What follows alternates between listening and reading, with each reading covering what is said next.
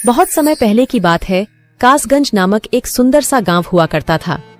उस गांव में एक लकड़हारा रहता था जिसका नाम रामू था। रामू बहुत ही ईमानदार और मेहनती था। वह हमेशा अपने काम से खुश रहता था। उसके पास ज्यादा पैसे नहीं थे, लेकिन वह अपनी जिंदगी से संतुष्ट था। रामू के परिवार में उसकी पत्नी और उसके 2 बच्चे थे। रामू सेठ लालचंद के यहाँ लकड़ी काटने का काम करता था और लकड़ी काटने के बदले में सेठ लालचंद रामू को पैसे देता था, जिससे रामू और उसके परिवार का जीवन व्यापन होता था। सुमन, मैं काम पर जा रहा हूँ। आज बहुत देर हो गया है, तो तुम बच्चों को स्कूल छोड़ाना। जी, स्कूल तो मैं छोड़ आऊंगी, लेकिन मोनू और चिंकी पिछले 2 दिन से कह रहे हैं कि उनके स्कूल की टीचर स्कूल की फीस मंगा रही है। हाँ, तो जाकर दे आओ ना स्कूल की फीस। अजी कहाँ से दूं? आप जो पगार लाते हैं उसमें मुश्किल से तो घर चल पाता है। अब उतनी सी तनख्वाह में मैं बच्चों की फीस का इंतजाम कैसे करूं? अजी मैं एक बात आपको साफ साफ कह देती हूँ, आप सेठ लालचंद जी से पगार बढ़ाने की बात कहिए। दिन पर दिन खर्च बढ़ता जा रहा है। बाजार में अगर सब्जी लेने निकलो तो सब्जियों के दाम आसमान छू रहे हैं, और बच्चों की पढ़ाई का खर्चा, घर का खर्चा, अब इतनी कम तनख्वाह में कैसे गुजारा होगा? ठीक है, मैं आज ही सेठ जी से थोड़ा पगार बढ़ाने की बात करता हूँ। इतना कहकर रामू काम पर चला जाता है।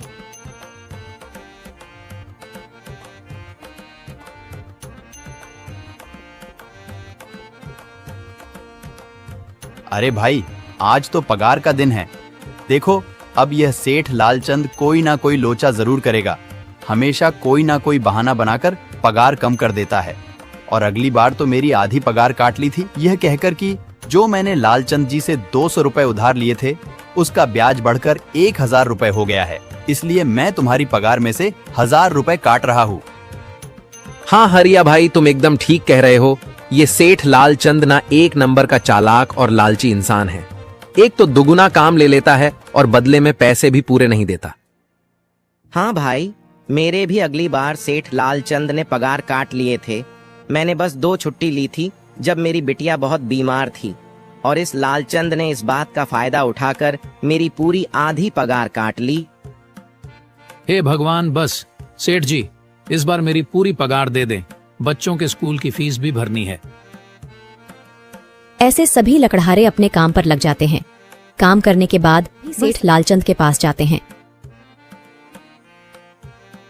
सेठ जी, महीना पूरा हो गया है, हमें हमारी तनख्वाह दे दीजिए। देखो भाइयों, अभी मेरे पास तुम्हें देने के लिए पैसे नहीं है। अभी माल नहीं बिका है, सारा माल गोदाम में ही पड़ा हुआ है। कल या परसों तक तुम्हें तुम्हारी तनख्वाह मिल जाएगी। पर सेठ जी, अभी हमारे पास बिल्कुल पैसे नहीं बचे हैं। घर का भी सामान लाना है, बच्चों की फीस भरनी है। अरे मैंने कहा तो सही, 1-2 दिन और रुक जाओ, कल या परसों तक पैसे मिल जाएंगे। अभी मेरे पास पैसे नहीं है। सभी लकड़हारे निराश मन से अपने अपने घर आ जाते हैं। अजी क्या हुआ? इस बार कितना पगार मिला है? सुमन, अभी कोई पगार नहीं मिला। सेठ जी ने कहा है कि 1-2 दिन में पगार मिल जाएगा। पगार नहीं मिला? आपको तो पता है ना, बच्चों की फीस भरनी है। इनकी स्कूल टीचर ने आज साफ साफ चेतावनी दे दी है कि अगर कल फीस नहीं लाई तो बच्चों को घर पर ही बिठा लेना। अब बताओ मैं क्या करूं? मैं क्या करूं सुमन, ये सेठ जी समय पर कभी पैसे देते ही नहीं है। अब तो बस हम इंतजार के सिवा और कुछ नहीं कर सकते। 1-2 दिन की बात है, देख लेते हैं। ऐसे ही 2 दिन गुजर जाते हैं। 2 दिन बाद सेठ लालचंद सबको पगार देता है। अरे हरिया, ये ले अपनी इस महीने की पगार। सेठ जी, यह तो बस 2000 है। मैंने तो इस महीने 3000 तक का काम किया है। हाँ, काम तो किया है, लेकिन तूने 1-1 घंटे आराम भी तो किया है। ये पैसे उसी आराम के कांटे हैं। पर सेठ जी, आपने तो कहा था 8 घंटे काम के महीने में 3000 मिलेंगे, और मैंने तो 8 घंटे काम किया और 1 घंटे आराम। देख हरिया, मुझे ज्यादा हिसाब किताब ना समझा। ये 2000 रख, अगर चाहिए तो, और अगर नहीं चाहिए तो कहीं और काम ढूंढ ले। बेचारे हरिया के पास उन पैसे को लेने की सिवाय और कोई रास्ता नहीं था। हरिया चुपचाप वह पैसे रख लेता है। रामू, ये लो तुम्हारे 2500 रुपए। पर सेठ जी, 2500 क्यों? मेरे तो पूरे 3000 बनते हैं ना। मैंने तो कोई छुट्टी भी नहीं की और ना ही कोई आराम। मैंने तो अपना सारा काम समय पर किया है। हाँ, समय पर तो किया है, पर इस समय बाजार में लकड़ियों का दाम काफी सस्ता हो गया है। इस वजह से अभी तुम्हें भी पगार कम ही मिलेगी जब तक लकड़ियों का दाम नहीं बढ़ता। पर सेठ जी, बात तो 3,000 की हुई थी ना, अब 2,500 में मैं कैसे घर चलाऊंगा? बच्चों की स्कूल की फीस भी भरनी है सेठ जी। इस बार आप पूरे पैसे दे दीजिए। 2,500 ही मिलेंगे तुझे। यहाँ काम करना है तो कर, वरना कहीं और काम ढूंढ ले। बेचारे हरिया के पास उन पैसे को लेने के सिवाय और कोई रास्ता नहीं था।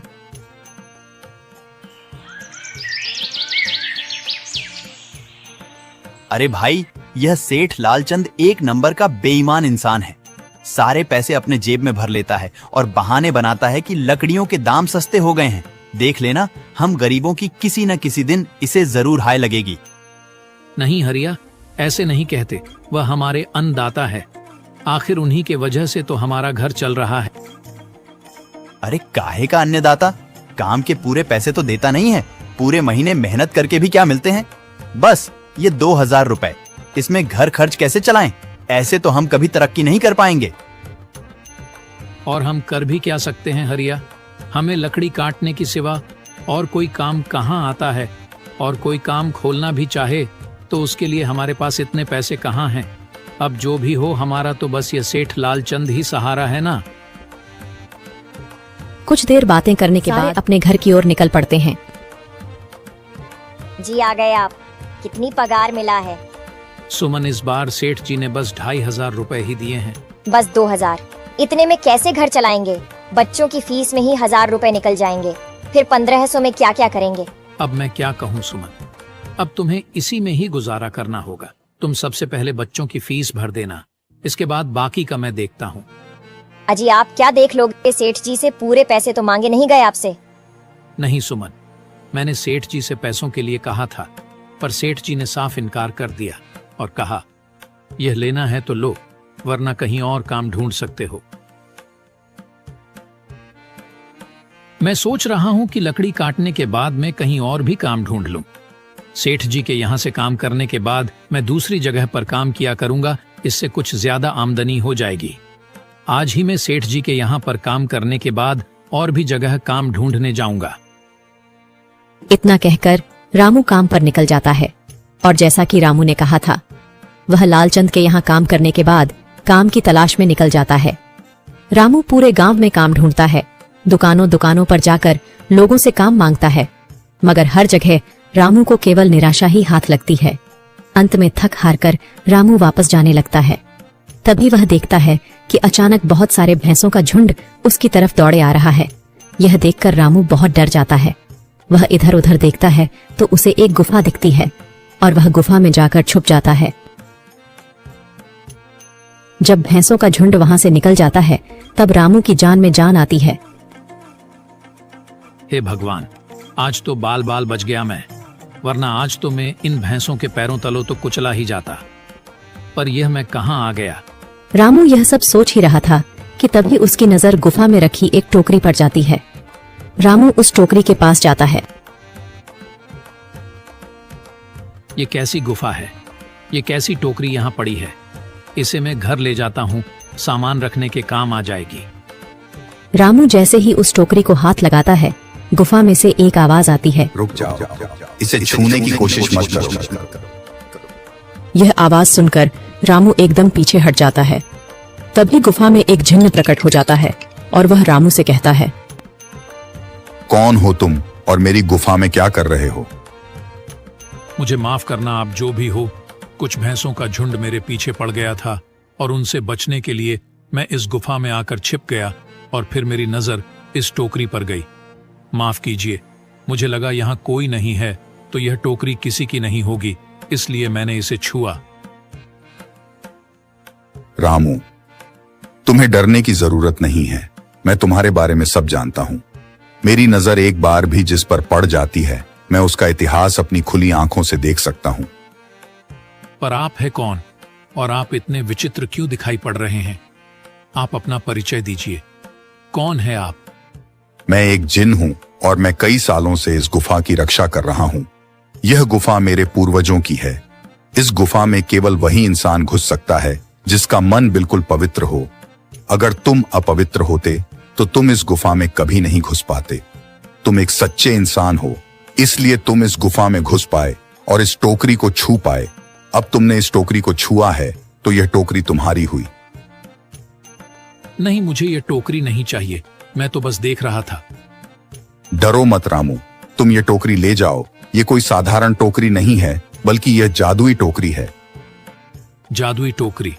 क्या यह वही जादुई टोकरी है जिसके बारे में हमारी दादी कहानी सुनाई करती थी कि किसी गांव में एक जादुई टोकरी हुआ करती थी और वह सबकी इच्छाएं पूरी करती थी? हाँ रामू, ये वही जादुई टोकरी है। अब तुम इस टोकरी के मालिक हो। तुम इसके इस्तेमाल से अपनी स्थिति सुधार सकते हो, पर याद रखना, तुम जो भी वस्तु इस टोकरी में एक बार डालोगे, वह चीज ही तुम्हें बार बार इस टोकरी में डालनी होगी। इसके अलावा तुम और दूसरी कोई चीज इस टोकरी में नहीं डाल सकते। अगर तुमने ऐसा किया तो इसका परिणाम तुम्हें ही भुगतना होगा। मेरी इस बात को हमेशा ध्यान में रखना और सोच समझकर बिना लालच किए इस टोकरी में वह ही सामान रखना जिसकी तुम्हें जरूरत हो। रामू टोकरी को लेकर घर आ जाता है। सुमन, ये देखो, ये मैं क्या लेकर आया हूँ। क्या लाए हो आप? बस ये एक टोकरी। सबसे पहले यह बताइए, आप तो काम की तलाश में गए थे ना, तो कोई दूसरा काम मिला कि नहीं? नहीं। अरे सुमन, मेरी पूरी बात तो सुनो। ये कोई ऐसी वैसी टोकरी नहीं है, बल्कि ये एक जादुई टोकरी है। रामू सुमन को वह सारी घटना के बारे में बताता है जो उसके साथ हुई। अच्छा, तो आपका कहने का मतलब है कि इस टोकरी में हमें कोई ऐसी चीज डालनी होगी जिसकी हमें सबसे ज्यादा जरूरत हो।